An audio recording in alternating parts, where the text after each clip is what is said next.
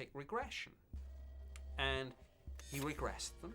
And under regression hypnosis emerged this story that, look, this wasn't just a UFO sighting. They say that this thing actually took them on board the craft. They were abducted by aliens. I spoke with Betty's niece. What up, you two? We're about to react to some fucking aliens, and it's about to be crazy. It's like a fucking movie on crack. I'm telling you. Alright, let's get back into it. Who was alive and in the room as a young girl when Betty and Barney first called. Can't forget we're about to smoke said some that they too. had experienced We it. really on one She over remembers here. being a little girl and her aunt and uncle telling this story just right after this experience. Let's cut to her and see what she has to say. My name is Kathleen Marden, and Betty and Barney Hill were my aunt and uncle.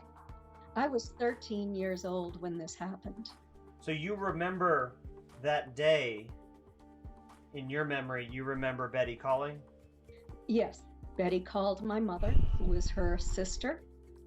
I was home from school that afternoon, and it was so shocking to me that I remember it very well. At that point, was Betty saying they saw something, or was Betty saying we were taken? Betty was talking about a close encounter with an unconventional craft. They remembered immediately that Barney saw figures on that craft that he described as being clothed in black, shiny uniforms. And almost immediately, she and Barney heard a series of code-like buzzing sounds striking the trunk of their 1957 Chevy. The next thing they knew, as if only a moment had passed, they were 35 miles down the highway. They didn't know how they got there. And then they drove on home. Shoes were so deeply scraped that he had to buy new shoes. The watches they were wearing that night had stopped running and never ran again. It was suggested to Betty and Barney Hill that they call the local Air Force base about their encounter. And here is the official U.S. Air Force report regarding Betty and Barney Hill's UFO. Their testimony of the sighting is recorded. It's regarded as a strange incident. The subject of the report is unidentified flying object. The report states that radar did indeed pick up an unidentified flying object that night, but that it was a weak return and it could have been a false reading. It also states that while there are some inconsistencies in remember their abduction. Betty had a series of dreams that began 10 days after the event. They happened very early in the morning, just as she was waking up. And she wondered if they might be real. Barney simply developed post-traumatic stress disorder, and we attempted to help Betty and Barney as a family to find answers. What brought on the hypnosis? At what point does someone go, hey, you guys should be hypnotized? Barney ended up taking a leave of absence from work. He had developed high blood pressure, bleeding ulcers, post-traumatic stress disorder, wasn't able to sleep. He was very traumatized by all of this. And so Dr. Benjamin Simon was recommended. The hypnosis sessions began in 1964, early 1964. Okay. And these hypnosis sessions were, or at least partly recorded. There is audio, correct? Yes, they were recorded on audio tape. I don't know where we are. I don't even know how we got here. They took me and carried me up this ramp. God, I was scared. They're taking me up to the object. I don't want to go on it. I don't want to. I don't know what's going to happen if I go on it. I don't want to go. Through separate hypnosis sessions, Betty and Barney remembered in clear detail having their car halted by men standing in the road. Barney realized these were the same ones he saw on the craft. Betty became hysterical at this point. She had never been so frightened in her life. She opened the door to the car and was going to run into the woods and hide. She was intercepted before she could do this. Barney opened the car door. He stepped out and he was taken. He and Betty were escorted down a path through the woods onto a craft. Betty fought. This is how her dress was torn. Barney could feel the toes of his shoes bumping along the rocks. This is what caused the damage to his shoes. They were taken to separate examining rooms on the craft where they were given separate examinations.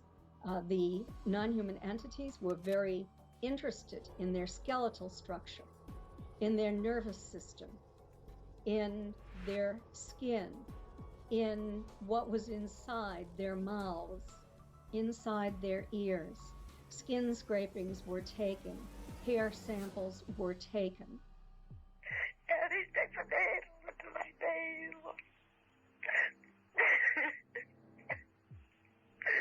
And I'm crying and I tell him it's hurting, it's hurting, it's hurting, take it out. All right. Get away from me! All right.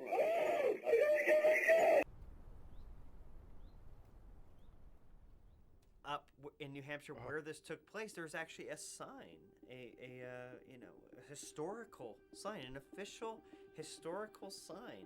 That's crazy. Here on this road is where Betty and Barney Hill experienced their alien abduction or their alien encounter. It's fascinating to me that despite there being no I don't know how the fuck. traditional evidence, That's physical just evidence, fucking. smoking gun evidence of this case, that it is still deemed a historical event by the state of New Hampshire, by universities, that they recognize the historical cultural aspect this case had. Well, I think that's right, that whether you believe this happened in a literal, physical sense or not.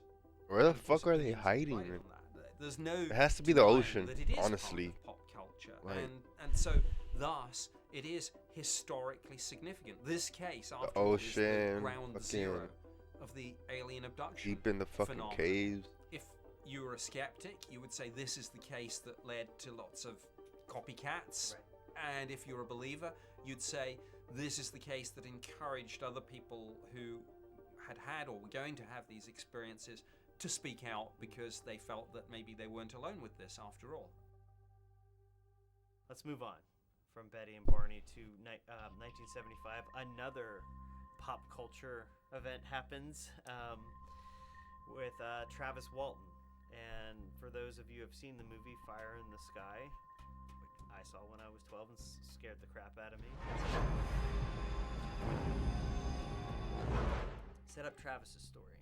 Well, Travis is a logger, and he and a group of loggers are clearing an area of forest up near Snowflake, Arizona.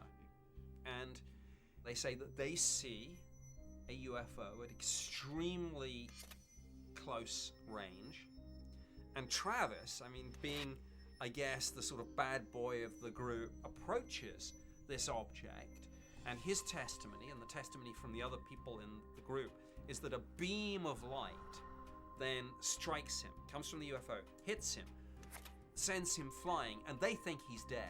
And they just hightail it out of there.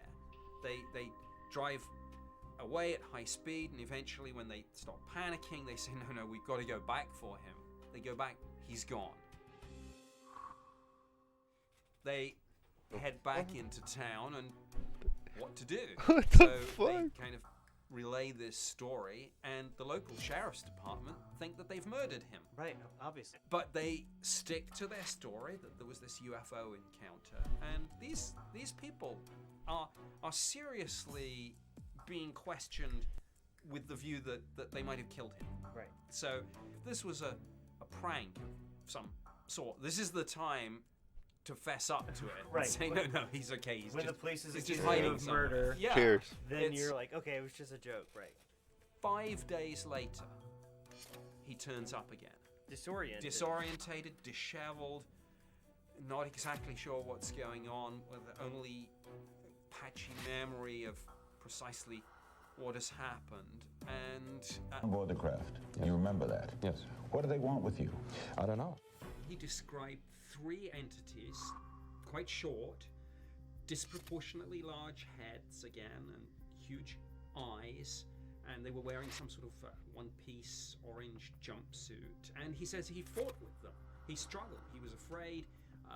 He Got down with led him? him out of that confrontational situation into another part of the craft to calm him down.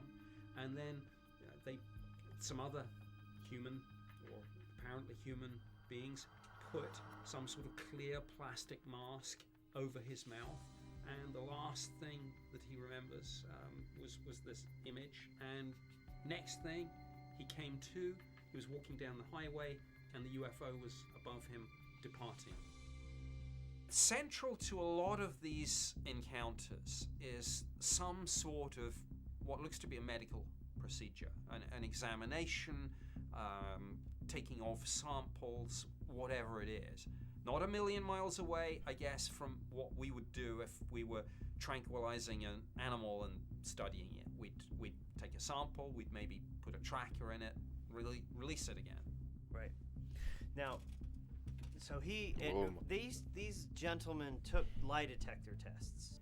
There were at least 2 lie detector tests, and some of these people have had multiple tests. I mean, the truth of it is that some were passed, some were failed, some were inconclusive. I think there's a wider debate to be had about lie detectors anyway. According to various reliable sources, they're not 100% accurate.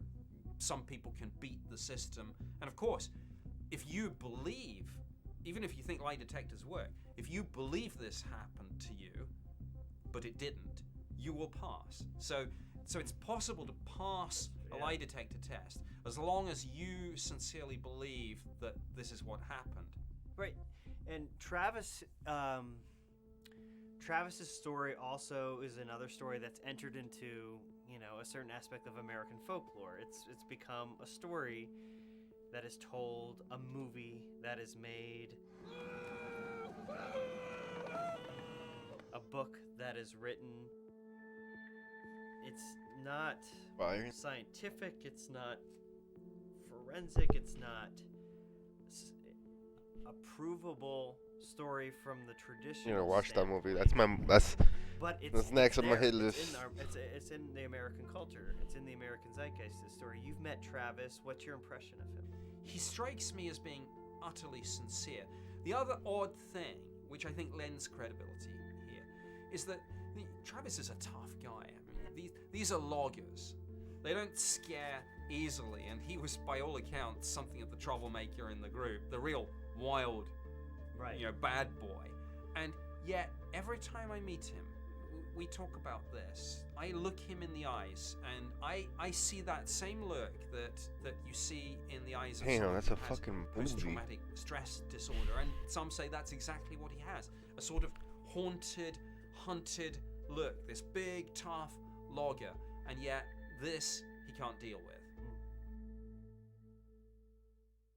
Okay, I want to talk about Terry Lovelace. He and his friends go camping in 1977, and they see a UFO. They're sitting around and they see a hovering UFO.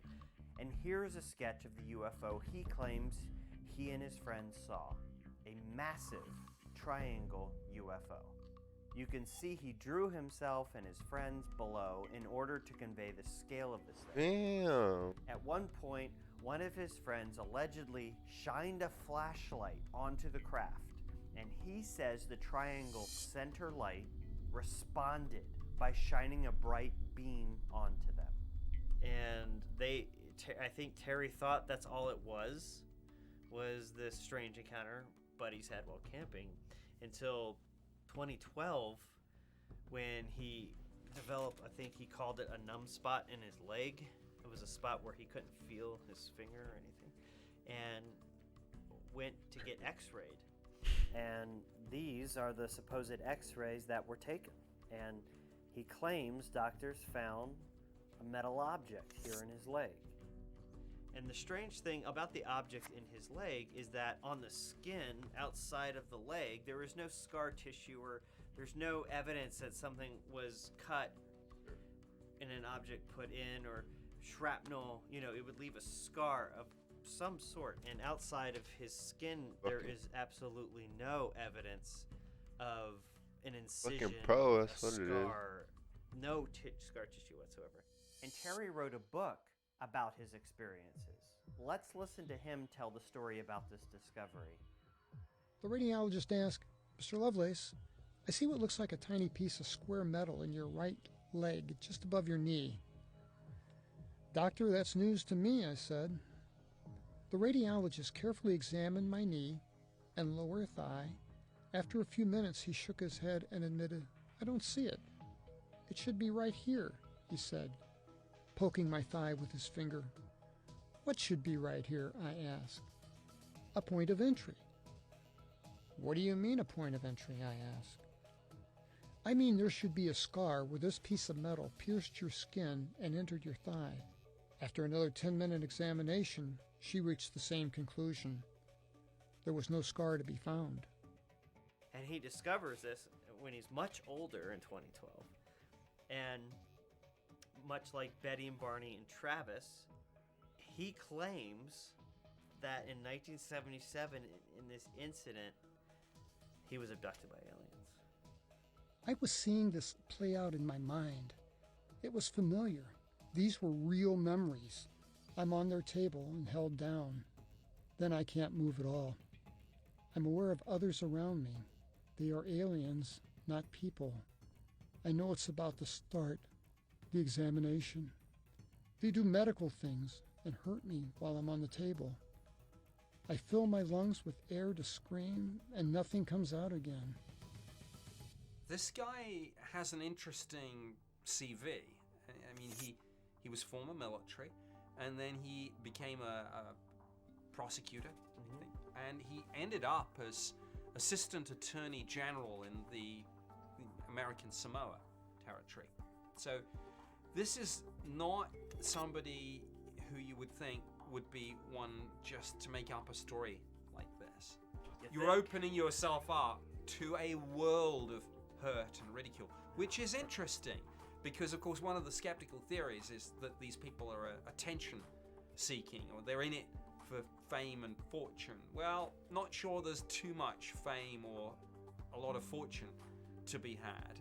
They're speaking out more because they're looking for answers, I think. If you have an experience like that, and you genuinely believe you've had that experience, part of you will say, maybe I'm going crazy. Because it's one thing to say that you've seen a UFO, it's quite another to say that you've been on board one. If you're curious about alien abduction, the validity of it, and you start your search, within a few minutes you're going to realize it's not just like a handful. There are lots and lots and lots of people like Betty and Barney and like Travis who claim to have had similar experiences, correct? Absolutely. There are literally thousands and thousands of these cases. And like, again, with every one of these cases, there is little to no physical, like, evidence, analyzable evidence. That's not to say, like, I don't want to be insensitive, because in a lot of these cases, they believe they were. Yes. They believe that the traumatic assault, the traumatic pain endured, the nightmares, they believe, and I believe they believe what they're saying, and that they suffer from something and that they're traumatized by something, and I don't want to minimize that or make fun or berate that, because that all of that is serious stuff and should be taken into account when it comes to the well-being of this human being. But there are explanations, psychological and otherwise, that could explain some of alien abductions, basically. And what are some of those kind of overarching, not case by case, but like an overarching explanation? Well, first of all, right at the top of my answer, I should mention probably the biggest problem with the whole alien abduction phenomenon, and that's the fact that a large amount of this material only comes out after regression hypnosis. Not all of it, but a lot of it. And that's a problem because there isn't even consensus in the scientific community and the psychological community about what hypnosis is. Is the hypnotic state, for example, is it an altered state of consciousness, or is it just a very focused state of mind?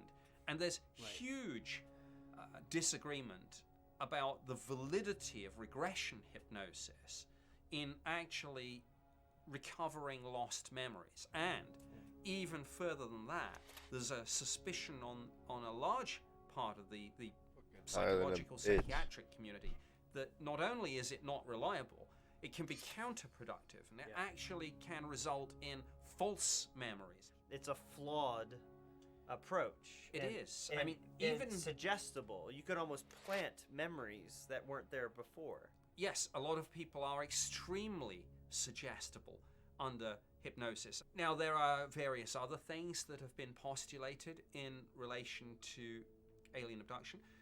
There was a theory doing the rounds, for example, that there's something called birth trauma, that we have suppressed traumatic memories of the birth experience. And that I was talking about this the other day about, when you're born as a baby, your vision is very blurred and blown out and distorted, and how you would view your mother, essentially your mother's face, would be a big head, and the eyes would seem really big, and even though I can't right now consciously remember when I was 2 days old any memories, those are in there. Somewhere in your brain are those images buried, and accessing those images of the big head and the blown out eyes is a possibility, an explanation that you've tapped into that fear, being outside of your element and being in a white room and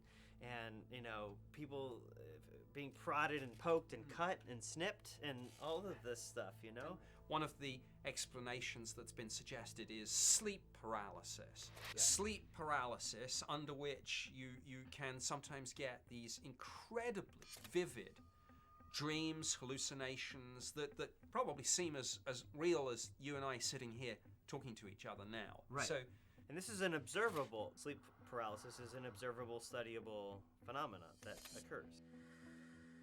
Moving on to another theory, let's not kid ourselves that there isn't a sexual element to this. And this takes us to difficult and controversial territory, but there's no denying, for example, that obviously when you look at the alien abduction narrative, a lot of it seems to involve, being probed, having samples taken, whether it's sperm or ova.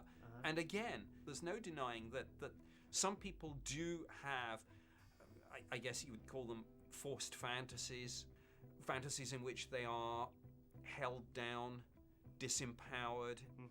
Could this be manifesting itself in some way?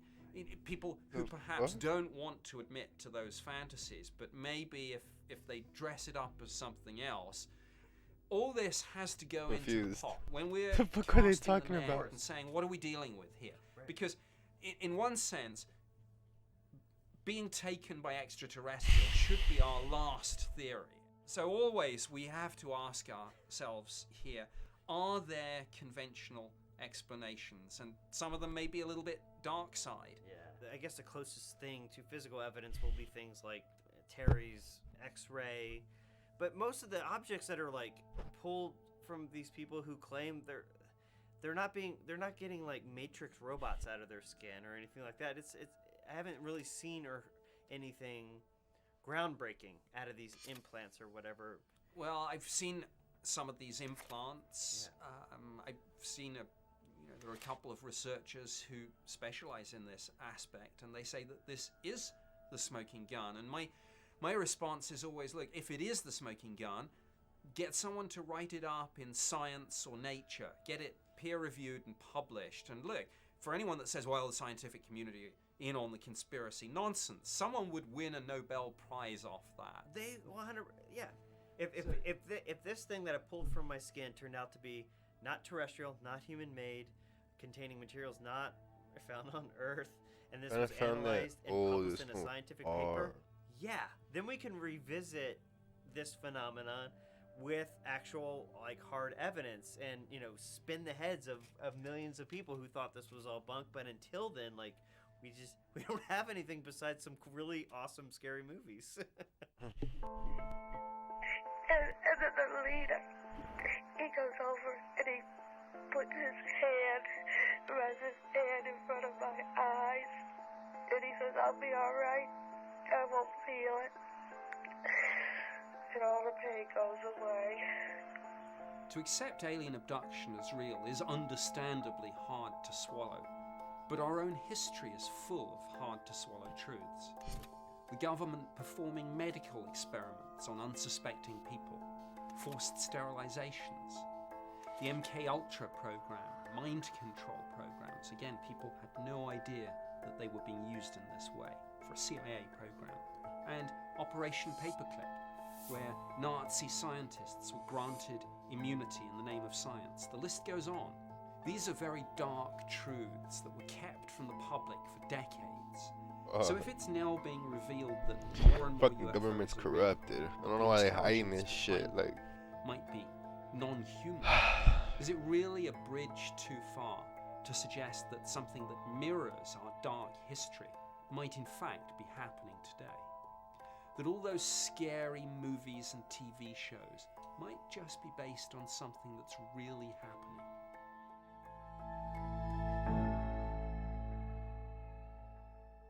Hope you guys enjoyed.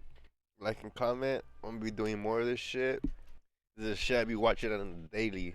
I love this freaky shit. You feel me? Alright, I'll see you guys.